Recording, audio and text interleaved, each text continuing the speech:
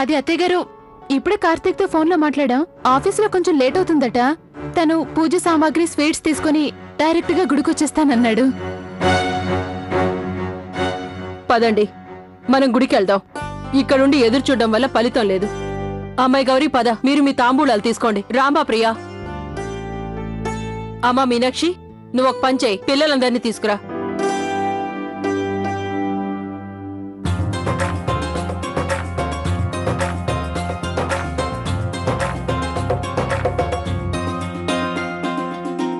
ఇప్పుడు మీకు ప్రత్యేకంగా బొట్టు పెట్టి చెప్పాలా? లేవండి, లేట్ అవుతుంది.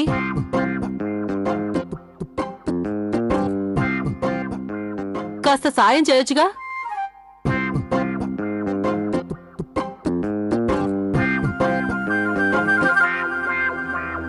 నాకేం అర్థం కావడం లేదు. ఏం చేయాలన్నా సరిగ్గా జరగడం లేదు. డోంట్ వరీ లవ్లీ, నేను మా అమ్మను ఒప్పించడానికి శాయశక్తిలో ప్రయత్నిస్తాను. నువ్వు కాస్త ఓపిక పట్టు. మంచిది. నేను ప్రళయం వచ్చేంత వరకు ఓపిక ఎదురు చూస్తుంటాను.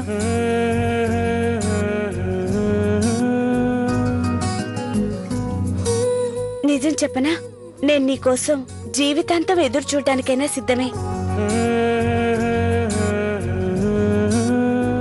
ఓకే, నేను కూడా నీ నిరీక్షణ సాధ్యమైనంత త్వరలో సఫలమయ్యేలా చూస్తాను. Bye bye.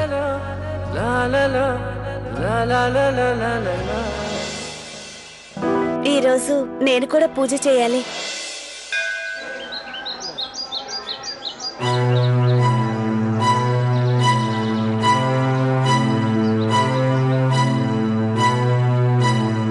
చూసారా కార్తీక్ చేసిన పని?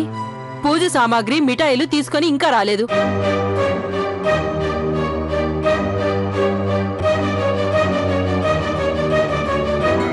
అక్కయ్య, ఈ కార్తీక్ ఇంతవరకు రాలేదేంటి? ఒక పక్క నుంచి నాకు ఆకలి దంచేస్తోంది. ఏ ప్రియా, కార్తీక్ రాలేదని టెన్షన్ పడుతుంటే నీకు ఆకలేస్తుంది అంటున్నావా? అక్క, నాకు సిచ్యువేషన్ అర్థమవుతుంది, కానీ నేను ఆకలికి ఆగలేను. పైగా ఇట్స్ సో హాట్.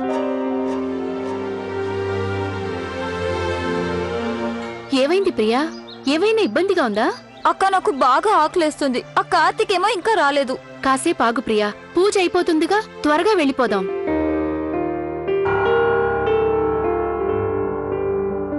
రా ప్రియా. రండి, పూజకి సమయం దాటిపోతోంది. పూజారి గారు, ఇంకొంచెం సేపు ఆగండి.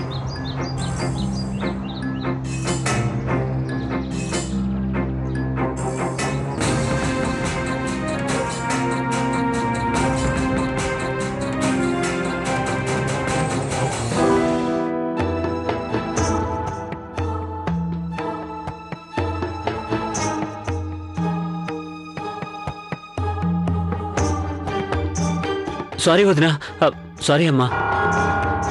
ఇదేం పద్ధతి కార్తీక్? నేను చెప్పానుగా ముందు ఇంటికి రమ్మని, ఆ తర్వాత గుడికని. పూజకు సమయం దాటిపోయింది, నీకు తెలుసుగా. నేను మీ వదిన్లు ఉపవాసం ఉన్నావని. ఇదంతా తెలిసి కూడా నువ్వు ఆలస్యంగా వస్తావా? అరే కౌసల్యాదేవి గారు, మీరు వెళ్ళి పూజ కానివ్వండి. పూజకు సమయం దాటిపోతుంది, వారి సంగతి నేను చూసుకుంటాను. నువ్వు రారా. ఇక వెళ్ళండి, నిలబడి చూస్తారే. ఇవ్వు పూజ సామాగ్రి ఇవ్వు. పదండి అందరూ, పూజను పూర్తి చేద్దాం.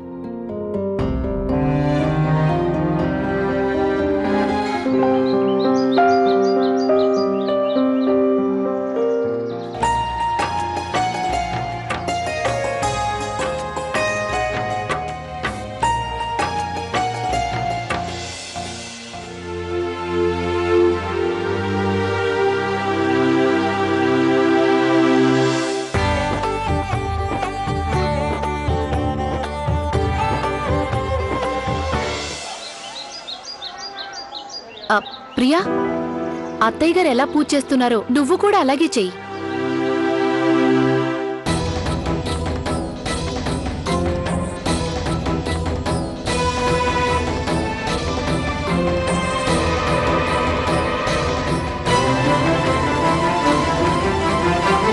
తారా, అత్తగారి వద్దకి, అంటే నా కాబోయే అత్తగారి దగ్గరికి ఎలా వెళ్ళాలి? నువ్వు పూల దగ్గరికి వెళ్తానంటున్నావు తల్లి, నన్ను వదిలే, నేను వెళ్ళిపోతా. అలా ఎలా? నేను కౌశిక్ కుటుంబానికి కాబోయే 5వ కోడల్ని.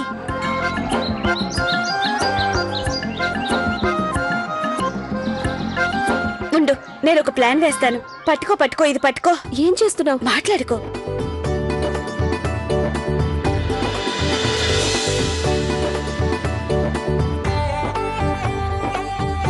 ఇటివ్వు.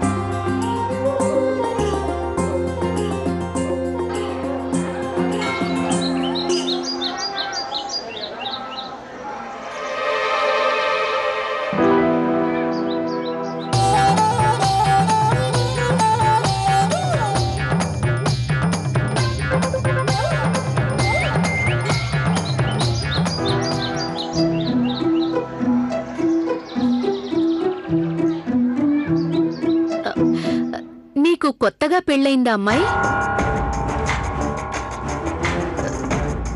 ఇదేంటి నీ పళ్ళెల్లో ఏవీ లేవు? నీకు తెలీదా పూజకి ఏ సామాగ్రి తీసుకురావాలో? పర్వాలేదులే, నేనిస్తా, తీసుకో. ఇది సౌభాగ్యం కోసం. ఇది తాంబూలం ఇక్కడ పెట్టు. ఇక్కడ మిగిలిన సామాన్లన్నీ కూడా ఇక్కడ పెట్టు, సరేనా? ఇప్పుడు దేవుణ్ణి ప్రార్థించు.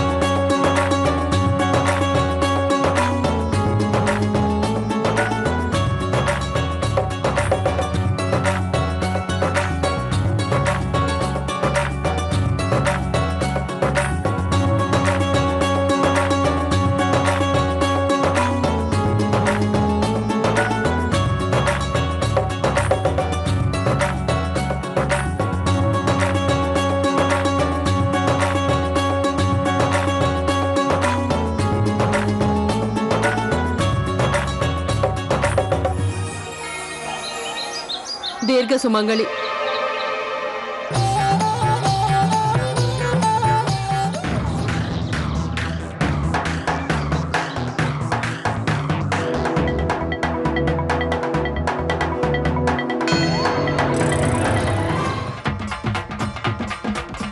ఈ అమ్మాయి ఎవరు?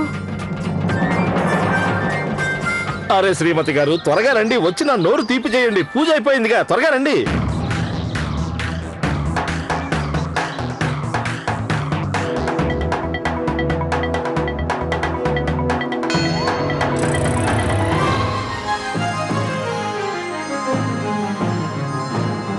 అరే రమ్మంటున్నాను కదా, ఏం ఆలోచిస్తున్నారు?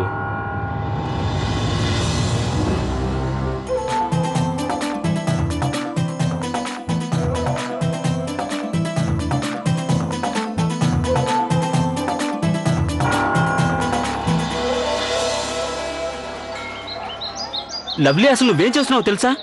మాట్లాడుకో.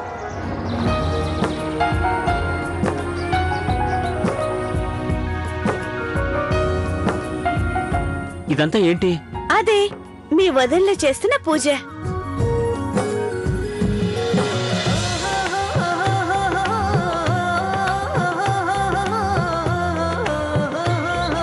ఏమైంది? ఎందుకలా చూస్తున్నావు? నేను కౌశిక్ కుటుంబానికి కాబోయే కోడలే కదా, అందుకనే నేను మీ ఫ్యామిలీతో కలిసి ఈ పూజ చేద్దామనుకున్నాను. అదేంటంటే ఈ వ్రతం ఎలా చేస్తారో నాకు తెలియదు, అందుకే బొట్టు పెట్టేశాను. లవ్లీ, నాకు తెలుసు మా అమ్మ నిన్ను అంగీకరించాలని నువ్వు ఆరాటపడుతున్నావని. కానీ ముందు నేను మా అమ్మను ఒప్పించేందుకు ఏదైనా దారి ఆలోచించుకొని ప్లీజ్. అది కాక ఇప్పుడు నువ్వు చేస్తున్న ఇలాంటి పనులు ప్రాబ్లం ఇంకా పెంచుతాయి. లవ్లీ, అర్థం చేసుకో. నీకు దండం పెట్టి వేడుకుంటున్నాను. మా ఫ్యామిలీ మెంబర్స్ ని ఇంప్రెస్ చేయడానికి ఇటువంటి ప్రయత్నాలు ఏమీ దయచేసి చేయకు. ఇవేమీ వర్కౌట్ అవ్వవు.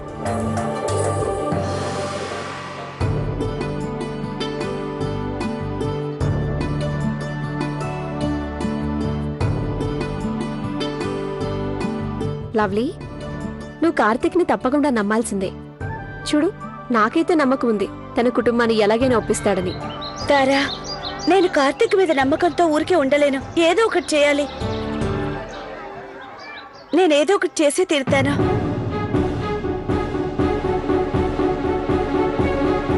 పదండి పదండి పదండి, పూజ పూర్తయింది కదా, పదండి. అవి నాకు ఇవ్వండి అత్తయ్య గారు. కానీ కార్తీక్ ఎక్కడికి వెళ్ళాడు?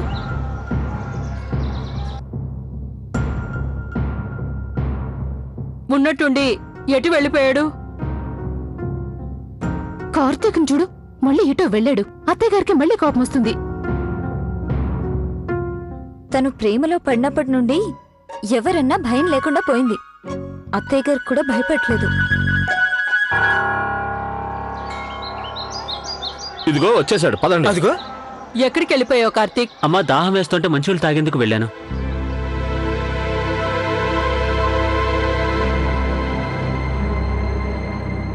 అది సరే, నీ నుదుట బొట్టెవరు పెట్టారు?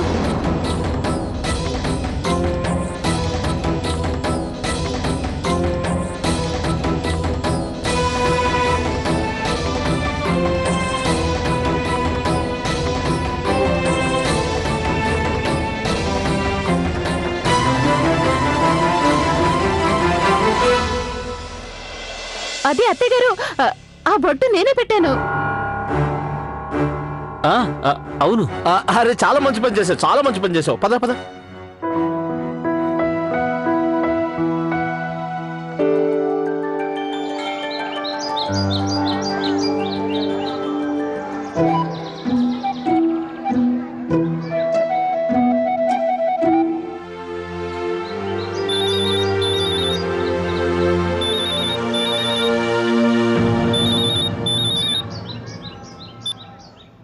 హలో హలో, కౌసల్యాదేవి గారు, నేను పంతులు గారిని మాట్లాడుతున్నాను. మీరు వెళ్తూ ఉండండి, నేను వస్తాను. పంతులు గారు నమస్కారం. కానీ ఇది మీ నంబర్ కాదుగా? అది కాక తమరి గొంతు కూడా మారినట్టుగా అనిపిస్తుంది. కౌసల్య గారు, మా దగ్గర ఉన్న పాత ఫోన్ ఎక్కడో పోయింది. అందుకని మా కొత్త భక్తుడు ఈ ఫోన్ ని మాకు కానుకగా ఇచ్చాడు. పైగా ఇక్కడ సిగ్నల్ కూడా సరిగ్గా రావడం లేదు. జలుబు చేయడం వల్ల మా గొంతు మీకు వేరొక గొంతులా వినిపిస్తున్నట్టుంది. ఫోన్లేండి, మీ అబ్బాయి కార్తీక్ శివశంకర్ ప్రసాద్ కోసం ఒక అమ్మాయిని చూసాం. ఆ అమ్మాయి గురించి చెప్పేందుకే మేమిప్పుడు మీకు ఫోన్ చేశాం. పంతులు గారు, మేమేమనుకుంటున్నామంటే ఇంకొన్నాళ్ళు ఆగితే 36కి 36 గుణాలు కలుస్తాయి. ఆ అమ్మాయి మీ అబ్బాయికి సరైన జోడి అవుతుంది. మీరు గనక ఆ అమ్మాయి గురించి తెలుసుకోవాలనుకుంటే మీరు గుడి వెనక్కి వచ్చారంటే స్వయంగా తెలుసుకోవచ్చు. పంతులు గారు, మీకు జరిగినవన్నీ తెలుసుగా, అందుకే ఇంకొన్నాళ్ళు మేము ఆగాలనుకుంటున్నాం. ఆలోపు మా కార్తీక్ మనసు కూడా కుదుట పడుతుంది. సరే, ఇక మీ ఇష్టం. పెద్దలు చెప్పారు రేపు చేయాల్సింది ఇవాళే చెయ్యాలి అని. ఈ రోజు చేయాల్సింది ఇప్పుడే చెయ్యండి. జరిగిందేదో జరిగింది. మీరొచ్చి ఆ అమ్మాయి గురించి తెలుసుకోండి. మీరంటూ ఉంటారుగా, మీకేం చేయాలో తెలుసు అని. అలాగే పంతులు గారు, మంచిది.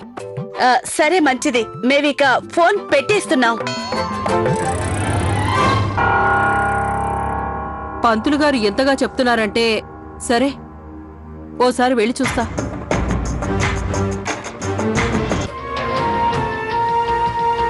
ఏమండి, మీకు పంతులు గారు కనిపించారా? లేదండి. ఎక్కడున్నారు?